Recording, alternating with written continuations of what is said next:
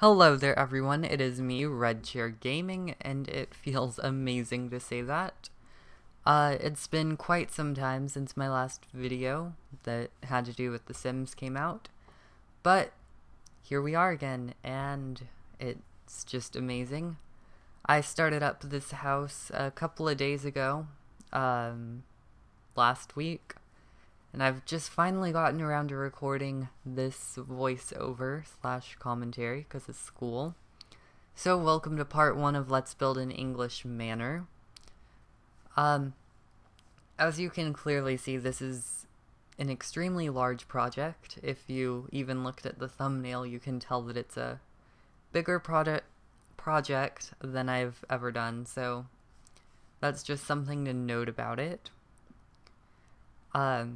One major way to tell is I'm actually using store content from like store worlds, and I do believe that fence is the only thing I use for store world content though, so it's not that big of a deal. If you have Roaring Heights, you can put in that fencing. If you have Supernatural, you can put in that fencing, and if you have oh, there's one more. University Life, you can put in that fencing, but I went with this one just because I thought it really suited the house, and it was very traditional. I also just really love the spandrels, so that's what I went with. One major thing to note if you have OCD is the roof on one side is not, like, put in properly, and I do address that issue and I fixed that up. Just to let you know. I figured I'd make that clear as, you know, it just kind of started up. So, I do end up fixing that in part 2.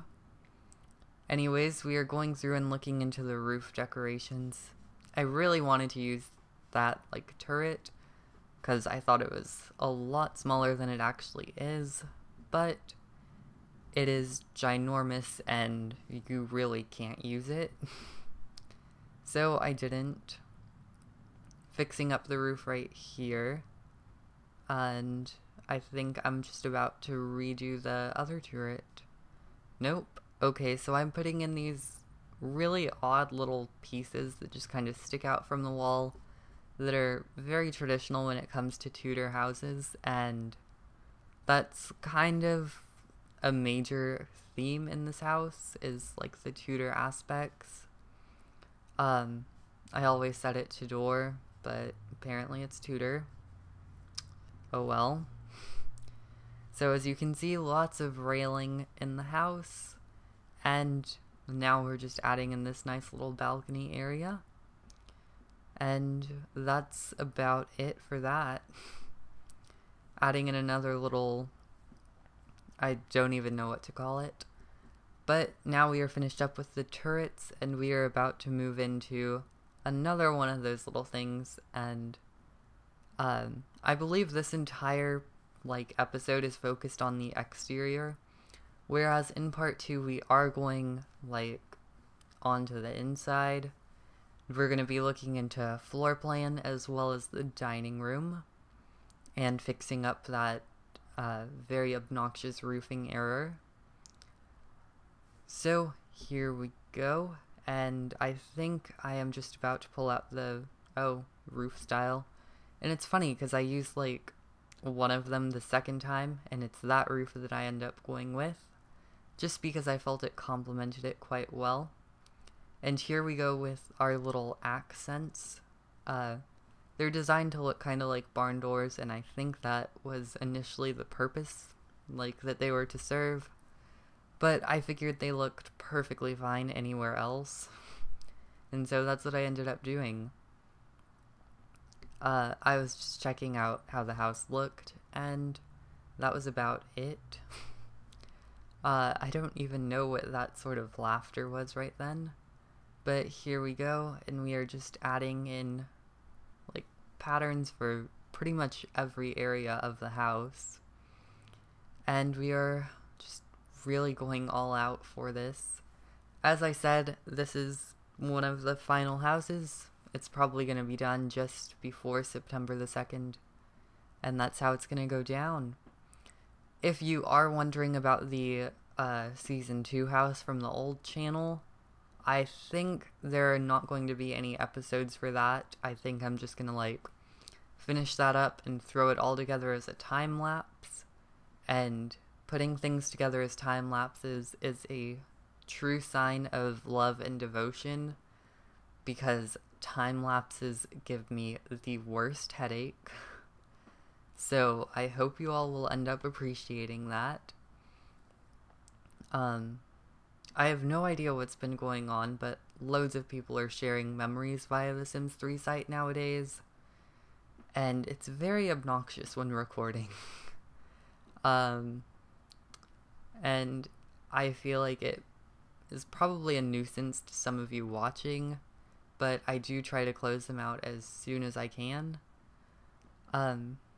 Adding in a nice gravel path that leads to the carriage house out the back. And I will say that that carriage house is going to be fantastic, because what you can end up doing because of the carriage house is you could just turn this entire thing into a resort, because it is big enough to be a resort. You can add your own pool into it. As for me, I'm just going to be adding like a really nice garden out the back, but it all depends on your personal style and how you want to play with it, so it's going to be up to you when it comes down to that.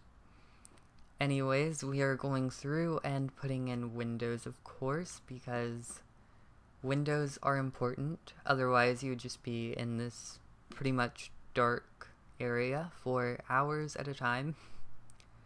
And I found this lovely window from Supernatural that you're about to see right there. And I thought that it really suited the balconies, because it kind of looked like a sort of French door that was arched.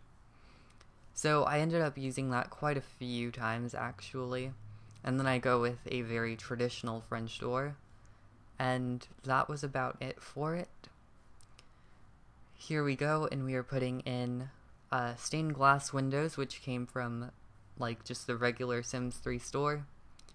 And I think we're about to finish it on up. Well, if you've enjoyed this part of Let's Build a House, I just want to say you can leave a like if you want to. You don't have to, as always, you're not pressured to. But there will be more to come, no matter if you like it or not, because I really like this house, and I figure maybe some other people will too, and who knows, maybe there will be another Sims 3 Let's Build. Anyways, this is coming to a close, so just like to say that I love you all. Have an amazing day, and pretty much goodbye.